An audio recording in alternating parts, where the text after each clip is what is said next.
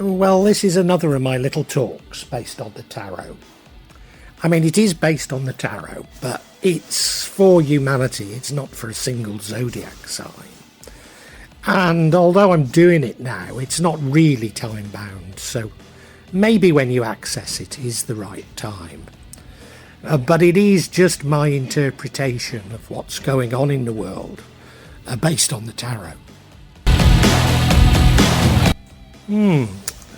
Looking at the spread, these appear to be themes that have been coming up a lot recently. It does seem to describe to me what is happening in the world right now. In particular, we look at that central card, the Emperor, card of authority, a card of slightly conservative ways of doing things, a fatherly figure, powerful figure for sure. Is this because we're talking about things that are happening in the world that those who think we are our betters are imposing upon us? It could be. Go to the bottom right and we see a card of change. And I know you're saying we've been through a lot of change, but this year is a year of massive, massive changes. And we can all feel them happening. Yet again, right now, we are urged to be temperate. Now, I don't know if that is to give up on a hedonistic lifestyle, and I think to a certain degree it is. I certainly think that it's saying to us, stop drowning your sorrows, as it were, and confront what is going on in the world.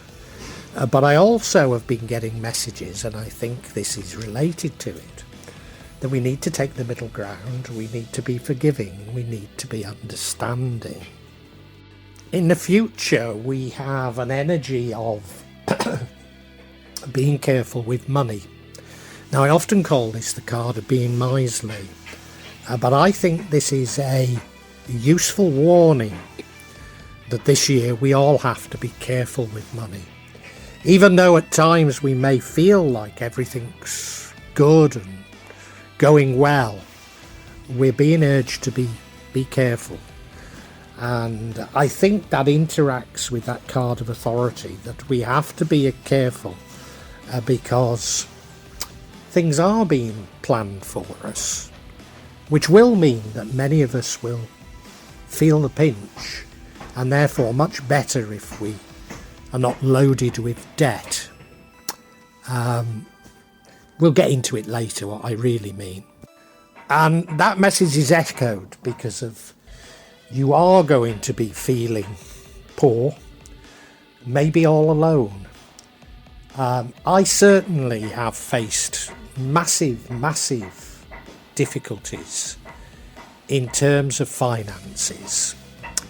And I felt like I haven't got anyone to turn to. I'll tell you what it is, you know. I'm already of pension age, and I applied for my pension some 6 months before my pension age, but not a single one of them will be ready to pay out. Was ready to pay out when I reached that age. Now, yours could be something completely different, but it's that type of a thing, that type of an energy.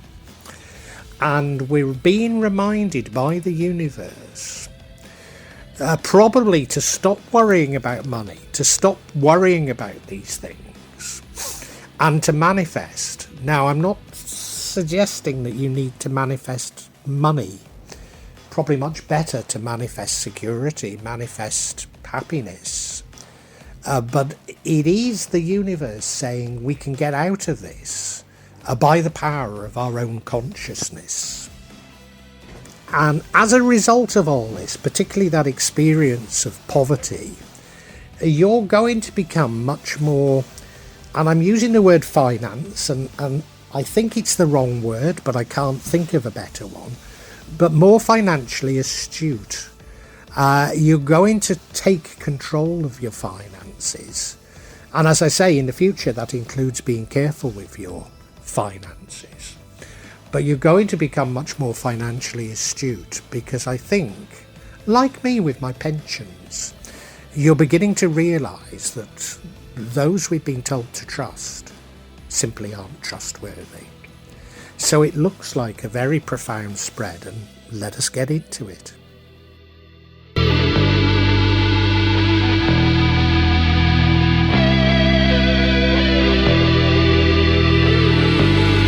And now the overall energy, as I've said, is that of someone in authority, a father figure, and maybe somebody that's a little bit conservative in their outlook. Is this you? I mean, it could be. Normally that's how I read the tarot. But I think this is much more to do with what's going on in the world. And that those that we have traditionally put our faith in are not to be trusted. Those that we believe know what they're doing in terms of the economy, in terms of looking after their citizens, simply have their own agendas. And one of those agendas, as you'll be very familiar, is central bank digital currencies. Is that what this is about? Well, it could be. It could be. If you're concerned about central bank digital currencies, what I can tell you is they're not going to work. There's no way they're going to work. That doesn't mean to say there won't be turmoil for many of us as they're trying to foist them upon us. If I think, for example, where I live in Indonesia, I've already been told that the banks are plotting to do away with ATMs, and that if we want to use cash, we'll have to go into the bank and collect it. But, in rural areas like where I live in Java, it would just cause chaos, absolute chaos. Not least as there isn't the 5G network, nor do people have the appropriate smartphones to be able to operate a digital currency.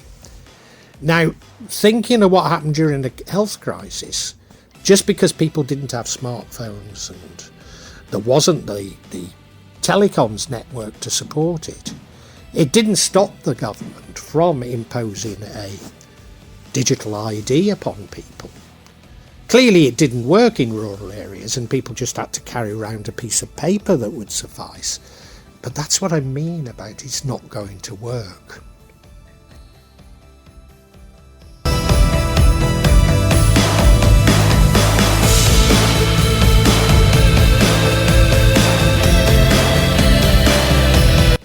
Now, in the recent past, we have a card of change. Card of changes. Often these are also associated with luck. Now this year, for sure, is a year of massive, massive change. Massive turmoil, massive change. You only have to look in the news to realise the world is undergoing major changes.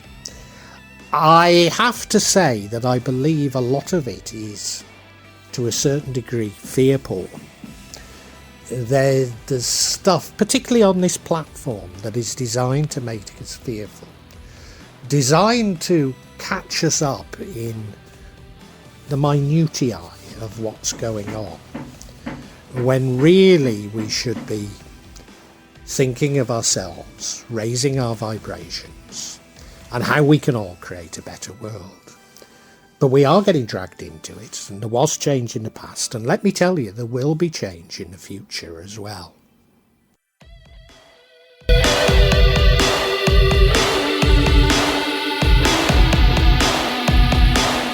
A recurring theme this year has been advice from the universe that we should be temperate. Now, I think it does literally mean that we should avoid hedonism. I myself, and I'm sure many of you like this, when faced with adversity, do tend to drown my sorrows. And I know you're asking what's a Muslim doing that for, but that's another story, isn't it? We do tend to drown our sorrows. We do tend to seek hedonism. And there clearly are financial challenges all around us. And spending more money isn't the answer to get out of it. Indeed, I think the big challenge is that there is great pressure to get us all into huge debt. And that's why we're being urged to be temperate. But the other side of this, and I think this is important, because if I'm correct that this is all about what those in power, and I mean that in the broadest sense, not simply politicians, but what those in power are doing, we need to be understanding of them. That isn't that we have to agree with them, but we need to understand that so many of them are, to call them Jobsworths isn't even right. They have a narrow focus, and they're focusing on what they think is right. Yes, some of them are focusing on what's good for them and them alone, but many aren't. Many are doing what they think is their job, and they're doing it as best as they can, and we need to be understanding of that, rather than simply hostile towards them. And I think that's the message. Now, as I say, I'm really struggling to get hold of my pensions. I'm also very much struggling to get hold of the inheritance from my parents' estate. And, it's gone on for 2 years now. And when I look at some of the decisions that are being taken by my solicitor, that's lawyer if you're American, by my solicitor supposedly on my behalf, actually seem to be going against my wishes and my interests. And when I look at it, I see that they have a code of conduct and regulations, and that code of conduct and regulations is advising them to go against my best interests. Now, why would that be? Well, the code of conduct is clearly drawn up by the large law firms who have a vested interest in doing what is the opposite of my interest. But we need to understand that. We need to understand that those people actually believe that what they're doing is right. Certainly my small town lawyers believe that they're giving me the best possible advice, even though I can see straight through it and know that it's not the best possible advice. And I think that's the other side of temperance.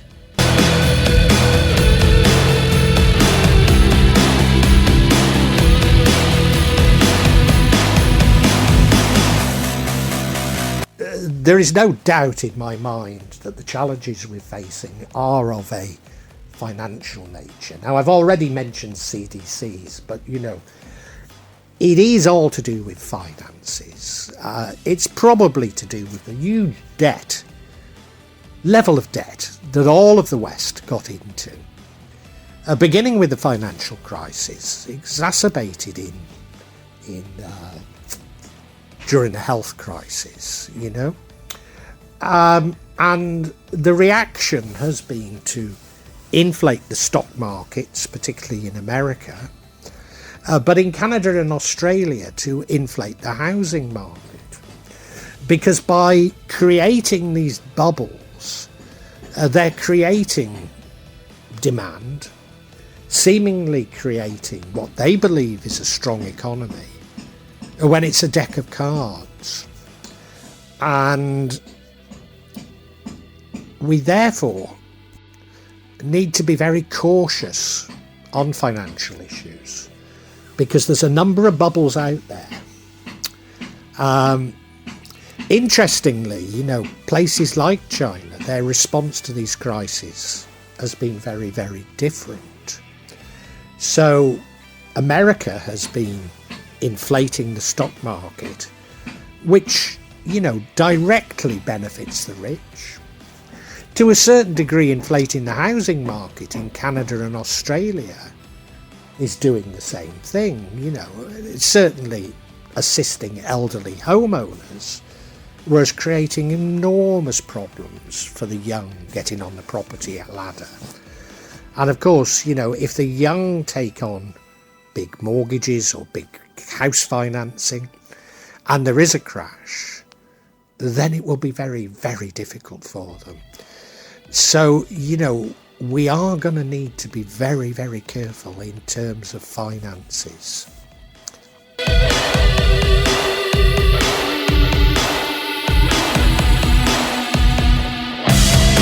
And you're probably saying, come on, Java, you're telling us to be careful, and we're already feeling the pinch. We're already feeling so much financial pressure. I've talked of the US, Canada, Australia. The main thing that happened in the UK was massive price rises following the health crisis. I mean, it's happened to a certain degree here in Indonesia, but the UK just went mad, in particular energy prices. And that was all to do with the formula that the regulator had agreed with the energy companies. And so they got a windfall as a result of the regulation that sent everybody else into real poverty. So you are feeling this, and you're probably feeling like I do with my pensions, that you've got nobody to turn to. It's not even as though it's the law that's imposing many of these things on you. It's regulations by different regulatory bodies being overly officiously applied, particularly down at the company level. So it's the companies that follow these regulations, but many of them are so risk adverse that they're creating absolute misery for the people that they're meant to be serving. So how do you get out of it when you're dealing with a company that's risk adverse and saying, we won't do this, we won't do that, they won't do anything for you.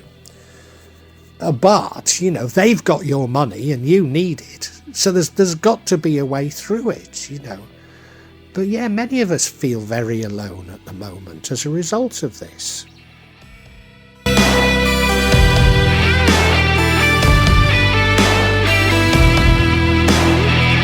Now, if the problem does lie with those in authority, and as I say, don't get too uptight about they're trying to cheat me, they're trying to do this, they're trying to do that. It's not personal.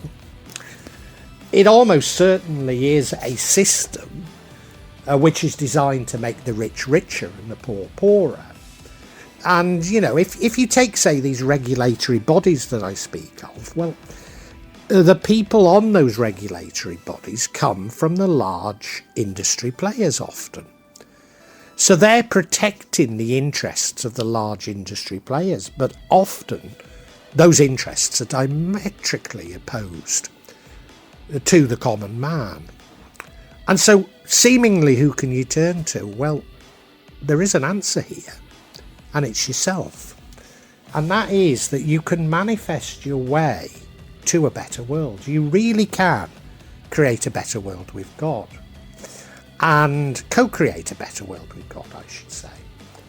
But you do that, the only way you can do that is by not getting too attached to the minutiae. So in particular, well, I'll tell you their name, Aviva have got my life savings at the moment and completely refusing to release them, nor tell me what I can do to get them released. And I don't know if you used to play, it was in the early days of computing, really. There used to be these games, these sort of fantasy games. I mean, I'm not talking of graphics here. You used to type things in, But you used to have to sort of find a gnome or something like that. And you could only go past them if you asked the right question. And I've been doing this with Aviva for over 6 months now. And, sometimes I get a negative, sometimes I get a positive. But when I explore the positive, I find that it's a complete dead end. Yes, I'd ask the wrong question, but how could I know what is the right question if I'm not being given any information? So this is what I mean about manifesting or co-creating a better world. Don't get bound up in this minutiae. If you go down a dead end, just say it's a dead end, that one doesn't work. Try another question, Keep going, keep faith. But with God, we can create a better world by envisaging a better world. And that's the way out of all of this. We can do it, but we have to stop allowing, turn off the news for one. Stop allowing us to be diverted by all this minutiae, I mean, the problem that I'm facing is anti-money laundering regulations. Well, you don't get many money launderers living in a rat-infested slum in Jakarta. You really don't. I'm not a money launderer. So you can see it's got nothing at all to do with money laundering. It's to do with the financial services that are offered by the City of London to those who do want to move money around. I won't use the word laundering for what they do, but, if you want to, that's fine.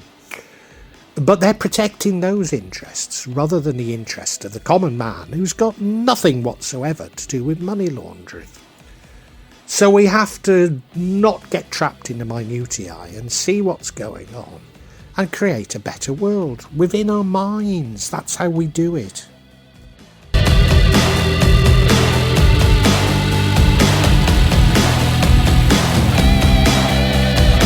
And now the outcome is going to be that you become much more sophisticated in terms of, I'll use the word finance, but I think it's much more than finance. Finance doesn't capture what I'm trying to say here. You're going to become much more sophisticated because you're going to realise that those people, and indeed companies and institutions, such as pensions, that you've put your faith in, you can't trust. You've got to develop a level of self-reliance, a level of being able to look after yourself.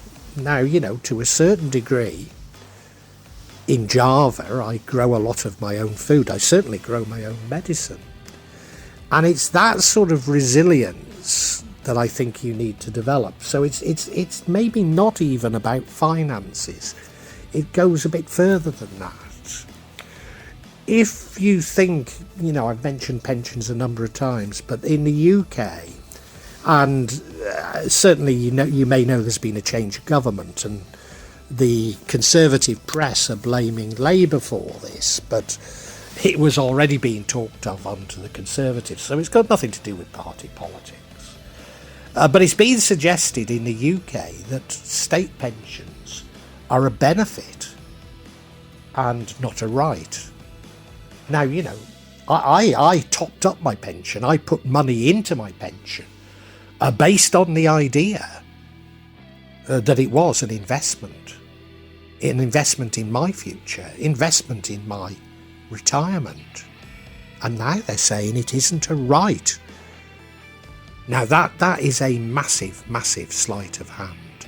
A massive sleight of hand. And, we need to recognise that those things that we've relied on, those institutions and people we've trusted, we really can't trust. But as I say, what we mustn't do is start blaming, start getting angry. We need to understand it's a system.